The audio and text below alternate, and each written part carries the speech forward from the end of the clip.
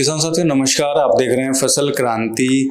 समय समय पर हम आपके लिए कृषि संबंधित नई नई जानकारी लेकर आते रहते हैं। आज हम एक बहुत ही खास जगह एक्वा एग्री एक कंपनी है जो कि इफ्को के साथ मिलकर काम करती है, इसकी क्या जर्नी है ये सब जानने के लिए आज हम एक एक्वा एग्री के ऑफिस में आए हैं और हमारे साथ खास मेहमान अभिराम सेठ जी मौजूद हैं जो कि मैनेजिंग डायरेक्टर हैं कंपनी के। उन्हीं से जानेंगे कैसे इस कंपनी की शुरुआत हुई और इस कंपनी को शुरू करने के पीछे क्या कहानी रही। बात चलते हैं हम अभिराम सेठ जी के पास। सर बहुत बहुत स्वागत है आपका।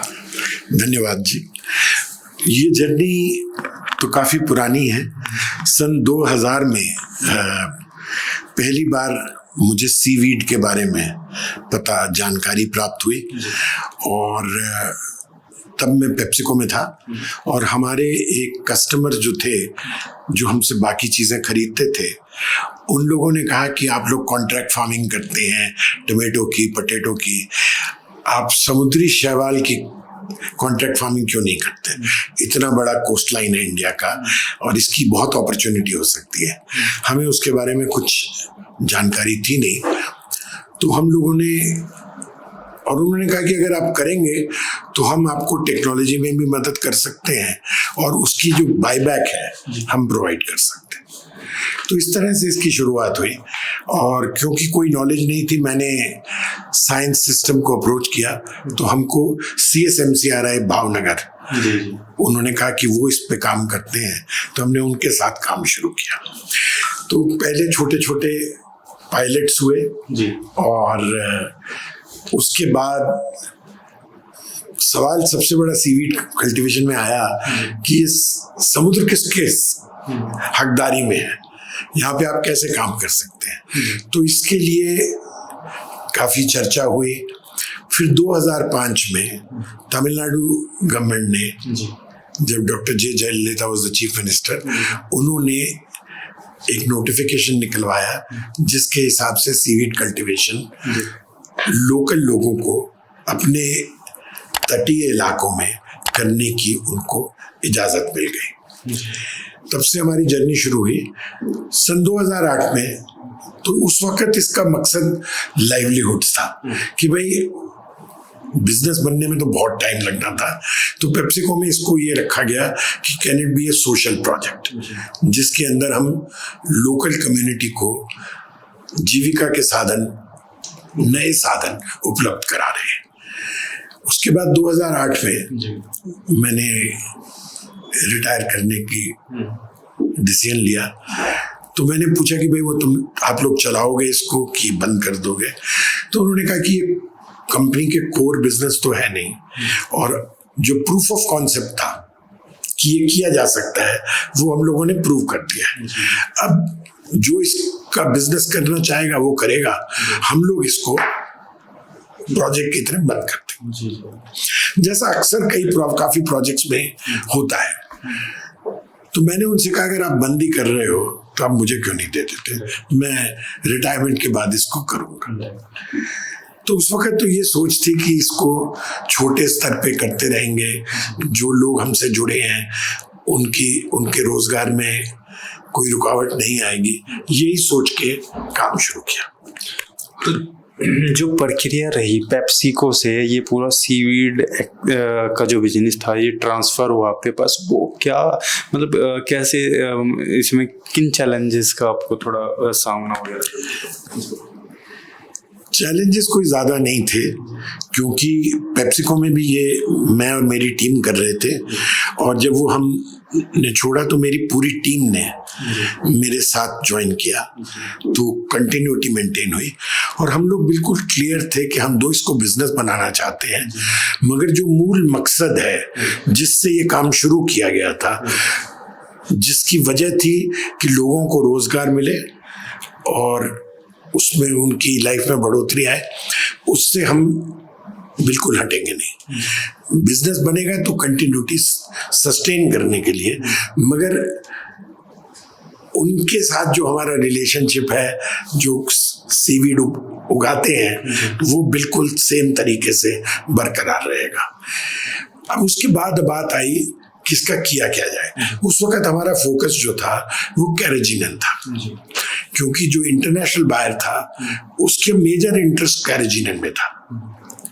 मगर हमने जो उस तक टाइम तक CSMCRI के साथ काम किया था, तो हमें लगा कि भारत में इसकी बहुत ज़्यादा उपयोगिता होगी अगर हम बायोस्टिमुलेंट्स बनाएं। तो इसकी पूरी पहली रिसर्च जो है वो CSMCRI ने की। फिर CSIR ने एक बहुत बड़ा प्रोजेक्ट लॉन्च किया जिसमें करीब 42 लोकेशंस में 3 साल तक 9 क्रॉप्स के ऊपर ट्रायल्स हुए। और उन ट्रायल्स का जो रिजल्ट आया वो बहुत ही प्रोत्साहित करने वाला था।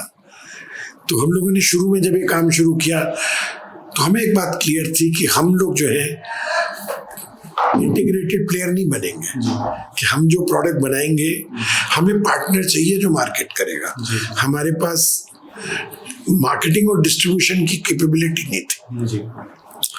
तो हम लोगों ने पहले टाटा केमिकल्स के साथ काम शुरू किया। फिर टाटाज ने एक दिन डिसाइड किया कि वो फर्टिलाइजर बिजनेस छोड़ रहे हैं, मगर तब तक हमारा इफ्को के साथ बातचीत हो रही थी। तो इफ्को आए, इफ्को ने 6 महीने प्रोडक्ट को चलाया। उसके बाद उन्होंने कहा कि अगर ये प्रोडक्ट हमें लगता है कि बहुत बड़ा हो सकता है तो हम चाहेंगे हम भी इसमें पार्टनर हो। तो इफ्को ने हमारी कंपनी में 50% इक्विटी हिस्सा ले लिया। उसके बाद सागरिका का जन्म हुआ और आज तक सागरिका जो है सालों साल बढ़ रहा है और इसको किसानों से बहुत ही प्रेम मिला है और उन्होंने इसको बड़े अच्छे तरीके से अपनाया है। कहीं ना कहीं जो एक उद्देश्य रहा इसकी शुरुआत के पीछे, दोनों तरीके से अगर हम देखें तो जो किसान हैं जो सीवीड की कॉन्ट्रैक्ट फार्मिंग करती हैं उनको भी फायदा पहुंचाना रहा और वैसे भी जो हमारे किसान हैं उनको भी फायदा पहुंचाना रहा। मैं आपको बिल्कुल सही बात बताऊं, जो फायदा उगाने वालों को मिला है उसके ऊपर तो एक प्रॉपर स्टडी अवेलेबल है कि उनकी लाइफ में इसकी वजह से क्या क्या बदलाव आए हैं। क्योंकि देखिए पहली बार जो इनकम थी वो लेडीज के हाथ में आई। जो वहाँ की जो विमेन फार्मर मेजॉरिटी है उनके हाथ में पहली बार पैसा आया, तो उसका इस्तेमाल बच्चों की शिक्षा, घर की अंदर अच्छे साधन उपलब्ध कराना, पक्का घर बनवाना, ये 3 मेन चीजों में वो इस्तेमाल हुआ। तो उससे उनकी लाइफ पे बहुत अच्छा प्रभाव आया। और जो किसान हैं उनके लिए सबसे बड़ा बदलाव है कि आज सब लोग जैविक खेती की बात कर रहे हैं, बट जैविक खेती के लिए साधन उपलब्ध होने चाहिए उपयुक्त मात्रा में।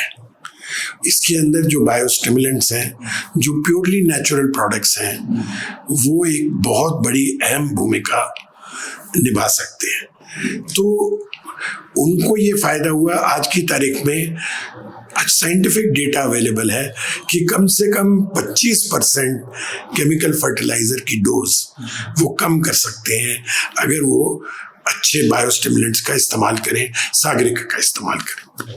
सर अगर हम बात करें जितना भी ये समुद्री शैवाल यानी सीवीड का जो क्षेत्र है, तो इसमें एक्वा एग्री की जो प्रमुख गतिविधियां हैं, रणनीतियां हैं और एक इनोवेशन की हम बात करते हैं, तो वो किस तरीके से काम करते हैं कंपनी की टर्म्स में? अगर हम देखिए 2 चीजें हैं। एक तो प्रोसेस टेक्नोलॉजी है। मैं आपको एक बात बताऊं, सीवीड के दाम साल दर साल बढ़ते रहते हैं क्योंकि लोगों की ज़रूरियात बढ़ती है, तो उसके हिसाब से आपको दाम बढ़ाते रहते हैं।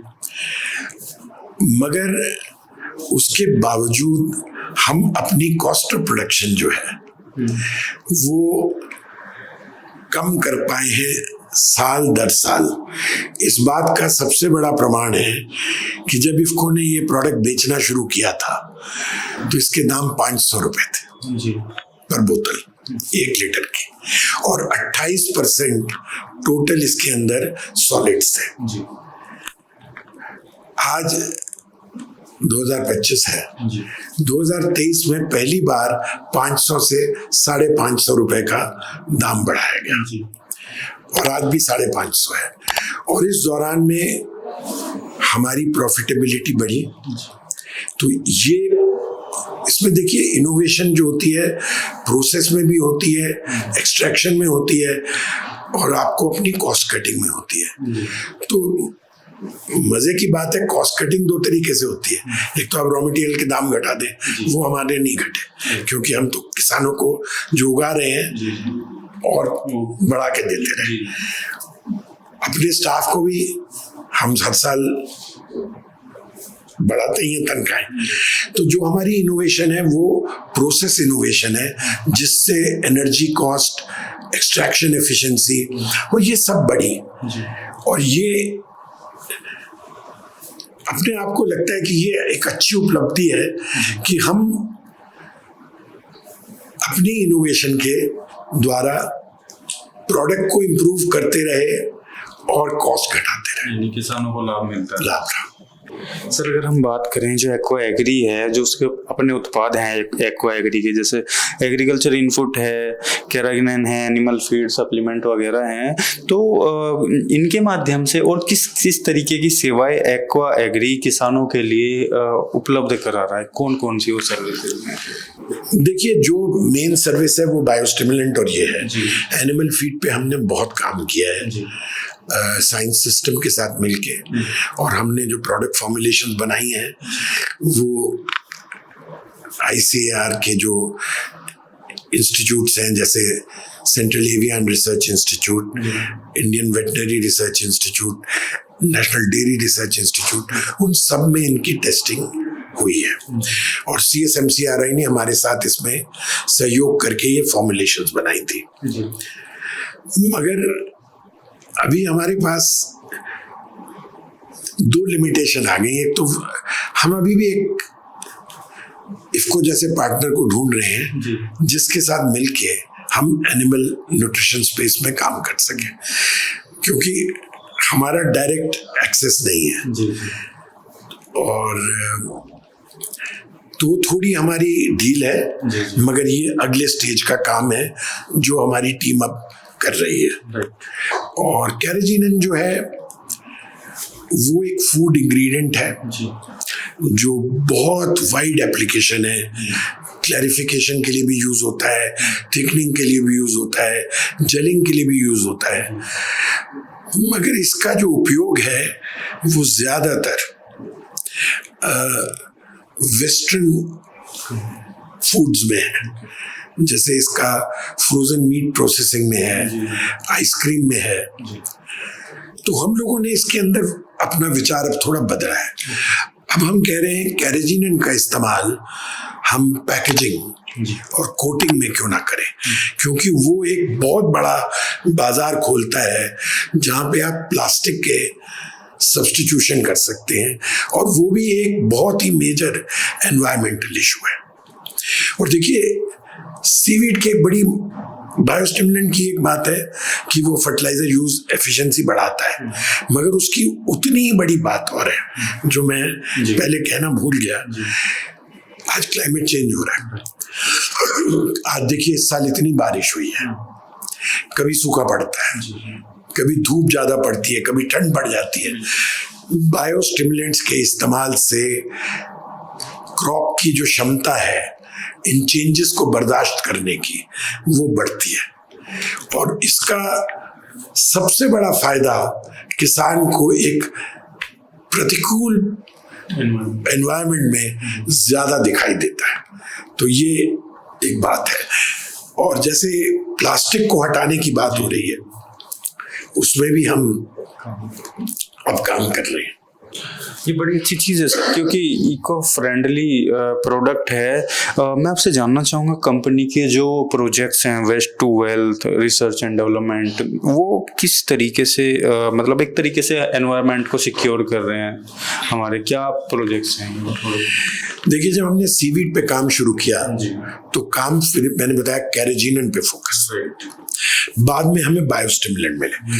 तो हमारा बेसिक मॉडल क्या बना कि हम कैराजिनन बनाते हुए बाई प्रोडक्ट्स जो थे वो बायोस्टिमुलेंट हुए, हमारे लिए वो मेन प्रोडक्ट बन गए, मगर वो थे तो बाई प्रोडक्ट्स।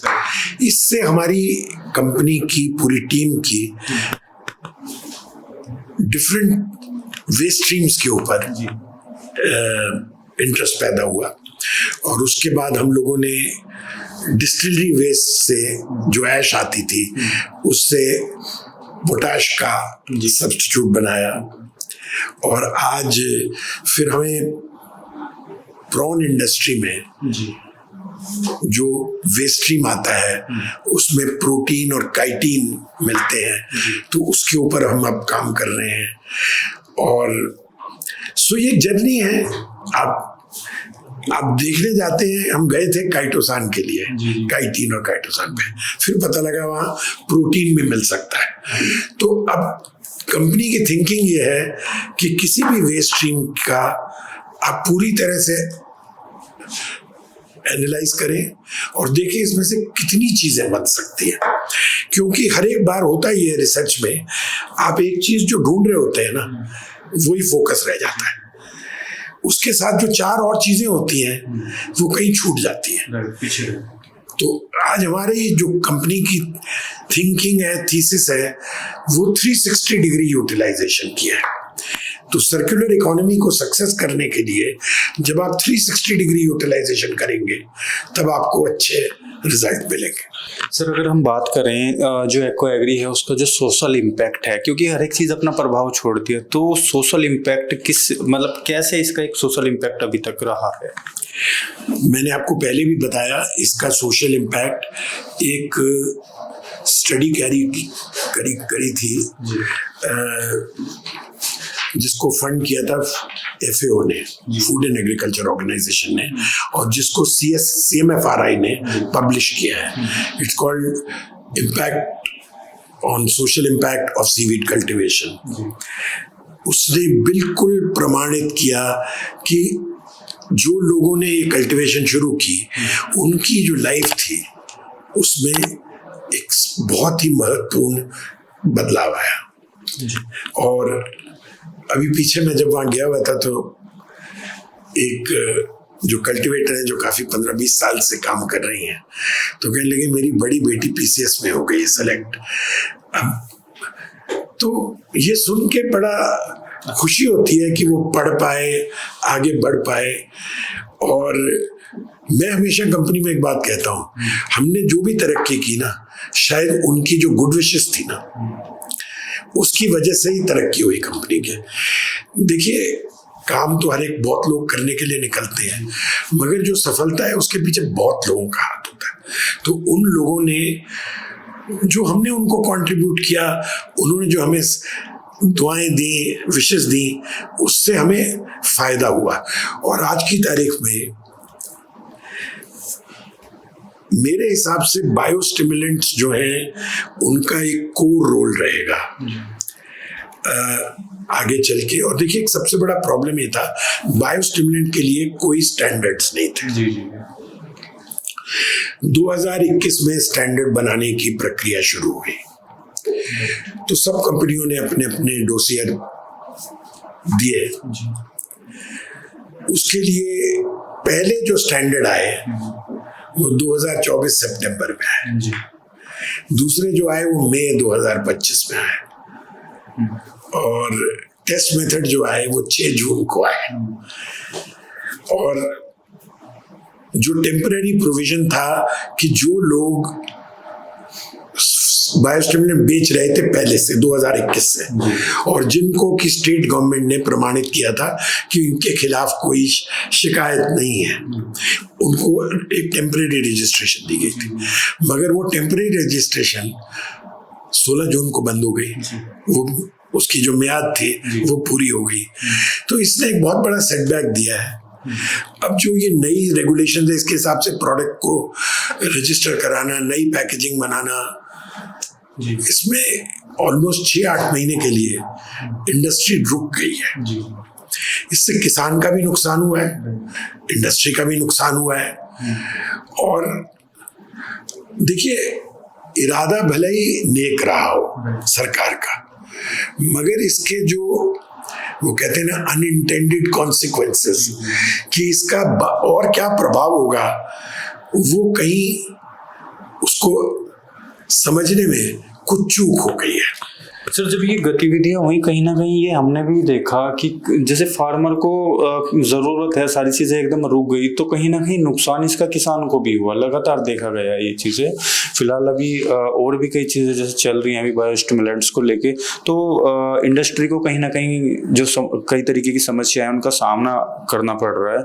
मैं थोड़ा आपसे ये जानना चाहूंगा कि कौन कौन सी ऐसी मेजर अभी इश्यूज हैं जो बायोस्टिमुलेंट इंडस्ट्री है उसके सामने जो फेस करना पड़ रहा है। देखिए, करीब 600 लोगों ने डोसियर अपने दिए। स्टैंडर्ड उसमें से कुछ के आ गए हैं, कुछ के आने हैं। मगर देखिए, स्टैंडर्ड आने के बाद भी अगर मैंने उसके हिसाब से नई पैकेजिंग बनाई, उसकी जो मैन्युफैक्चरिंग स्टेट है वहां पे रजिस्ट्रेशन ली, वहां रजिस्ट्रेशन लेने के बाद मुझे हर स्टेट में सेल्स परमिशन चाहिए। और आज की तारीख में नया प्रावधान है, क्योंकि जब आप एफसीओ में आते हैं तो आपको हर स्टेट में जीएसटी रजिस्ट्रेशन भी लेनी है। तो ये प्रक्रिया टाइम लेती है। जब तक आप ये पूरा नहीं करते तब तक आपका बिजनेस बंद हो गया है। अगर ये 6 महीने और बेसिक उसूल ये होना चाहिए था कि जब तक हम सारे प्रोडक्ट्स को इवैल्यूएट करके सारे स्टैंडर्ड नहीं बनाते तब तक हम टेम्परेरी को आगे रखेंगे, या कम से कम जिन लोगों ने डोसियर दिए हैं उनके लिए तो आगे रखेंगे। मगर वो हुआ नहीं, और उसकी वजह से आज की तारीख में इंडस्ट्री ट्रबल में है और इसका काफी नुकसान होगा इंडस्ट्री को भी, किसानों को भी। कई इवेंट्स में जैसे हम भी गए तो वन नेशन वन लाइसेंस की बात वहाँ पे हुई, मतलब कि एक कंपनी के लिए, जैसे आपने भी बताया कि मल्टीपल स्टेट्स में जो अलग अलग जीएसटी की प्रक्रिया है, फिर वहाँ से लाइसेंस का भी कई बार तो समस्या होती है। तो अगर ऐसी चीज़ों को थोड़ा मतलब देखा जाए इस नज़रिए से, तो इस पे आप क्या सोचते हैं? मेरे हिसाब से रैशनलाइजेशन होनी चाहिए, बिकॉज जहाँ पे आप प्रोडक्ट को बना रहे हैं उस स्टेट से आप प्रमाणित करा लें। अगर आपने प्रमाणित करा लिया तो दूसरे स्टेट्स में बेचने के लिए हर स्टेट में उसकी सेल्स परमिशन लेने की कोई आवश्यकता नहीं है। देखिए, ये सारे जो प्रावधान थे ये सब्सिडाइज्ड फर्टिलाइजर्स के लिए बनाए गए थे, क्योंकि उसके ऊपर कंट्रोल है, सरकार उसके पीछे बहुत सारा सब्सिडी देती है और वो नहीं चाहते कि वो एक जगह से दूसरी जगह जाए। तो ये सारे जो प्रावधान है उनके लिए बनाए गए हैं। अब मान लीजिए मैं तमिलनाडु में बना रहा हूँ और मैं यूपी में मेरा डीलर है उसको बेच रहा हूँ, तो उसका मैं जीएसटी का बिल बना दिया, मुझे वहां जीएसटी की रजिस्ट्रेशन क्यों चाहिए? मैं तो वहां पे कोई ट्रांजैक्शन नहीं करूंगा। अब उल्टा एक प्रॉब्लम है, अगर मैंने वहां जीएसटी रजिस्ट्रेशन ले लिया तो साल भर में मेरा कोई ट्रांजैक्शन नहीं हुआ, लोकल में तो मैं बेच नहीं रहा, मैं तो डीलर को बेच रहा हूं। तो फिर वो पूछा जाएगा कि आपने ये जीएसटी रजिस्ट्रेशन कैंसिल क्यों नहीं की जाए, क्योंकि आप तो कोई ट्रांजैक्शन नहीं कर रहे। मगर जीएसटी रजिस्ट्रेशन के बगैर आपको सेल्स परमिशन नहीं मिलती अंडर एफसीओ। तो छोटी छोटी चीजें हैं, मगर ये छोटी बड़ी सब कंपनियों के लिए एक रुकावट बनती है, जो कि काम चीजों को इजाद करने में, उन्हें अच्छे किसानों के लिए प्रोवाइड करने में जाना चाहिए, वो इन सब चीजों में बहुत ही व्यर्थ हो जाता है। सर, जो एक्वा एग्री का मेन जो मतलब हम अगर बात करें, इसके एनओपी लिस्टेड सीवीड बेस्ड जो क्रॉप फर्टिलाइजर हैं और सोयल अमेंडमेंट्स है, उसके बारे में आप क्या बताएं? हम लोग बायोस्टिमुलेंट बनाते हैं, क्रॉप अमेंडमेंट्स हम नहीं बनाते, हम सॉइल अमेंडमेंट प्रोडक्ट्स नहीं बनाते। वो आगे जाके कर सकते हैं, मगर आज की तारीख में हम बायोस्टिमुलेंट बनाते हैं सॉइल एप्लीकेशन के लिए और फोलियर एप्लीकेशन के लिए, और हम बनाते हैं कैरेजिनन जो फूड और पैकेजिंग इंडस्ट्री के लिए बनाते हैं। तो चलते चलते अगर हम बात करें जो एक्वा एग्री है, तो आने वाले 5 सालों में आप कहाँ देखना चाहते हैं? एक मतलब जो प्लानिंग होती है, जो एक रणनीति होती है कंपनी को आगे लेके जाने के लिए, उसके बारे में आप हमारे दर्शकों को क्या बताना चाहेंगे? रणनीति में थोड़ा सा ना ठहराव आ गया है, क्योंकि आज की तारीख में जब काम बंद है तो थोड़ी जो अपेक्षाएं हैं वो थोड़ी सीमित हो जाती है। वरना हमारे मन में पूर्ण इरादा था कि अगले 5 साल में हम कम से कम 5-fold ग्रोथ करें, क्योंकि हम जो बायोपॉलीमर बेस्ड पैकेजिंग के ऊपर काम कर रहे हैं वो एक बहुत बड़ी फील्ड है। मगर इस वक्त ठहराव इसलिए आया हुआ है कि आज का जो प्रॉब्लम है उसको पार करके बिजनेस को दोबारा से बहाल करना सबसे बड़ी प्रायोरिटी हो गई है। जो किसान साथी आपको देख रहे हैं, आप उनको एक्वा एग्री की तरफ से क्या कहना चाहेंगे? मैं कहूँगा कि काफी चीजें कही गई हैं बायोस्टिमुलेंट के बारे में पिछले दिनों में। आप इस्तेमाल करें और उसको विश्वास करें, बिकॉज आपका विश्वास ही एक प्रोडक्ट को प्रमाणित करता है। क्योंकि और अगर आप एक चीज को पिछले 5 साल से यूज कर रहे हैं तो आप अपना विश्वास बरकरार रखिए, क्योंकि आप इस्तेमाल इसलिए कर रहे हैं कि आपको उसके अंदर फायदा दिख रहा है। तो और अच्छे बुरे का जो भेदभाव होता है ना, वो किसान अच्छी तरह से समझता है। हमारे यहाँ क्यों समझा जाता है कि किसान अपने बारे में डिसाइड करने में सक्षम नहीं है, उसको हर चीज प्रमाणित करके मिलनी चाहिए। किसान सक्षम है, उसको इस्तेमाल करके एक बार ले लेगा। आप कोई भी चीज एक बार लेंगे, अगर अच्छी नहीं होगी तो अगली बार क्यों लेंगे? तो किसानों पे भी विश्वास करना चाहिए हमें, और मुझे तो पूर्ण विश्वास है किसानों पर कि उनको जो चीज अच्छी लगती है उसको वो आगे बढ़ाएंगे और रुकने नहीं देंगे। बहुत बहुत शुक्रिया अभिराम सर हमारे साथ जुड़ने के लिए। आपने देखा कि अभिराम सर ने कितने ही अच्छे तरीके से हमें जानकारी दी जो कंपनी है एक्वा एग्री किस तरीके से काम करता है, और खासकर जो कंपनी का प्रोडक्ट है सागरी का, इफ्को के साथ मिलकर कंपनी काम कर रही है। इसी तरीके की और भी जानकारी हम आप तक पहुंचाते रहेंगे। देखते रहिए फसल क्रांति। धन्यवाद।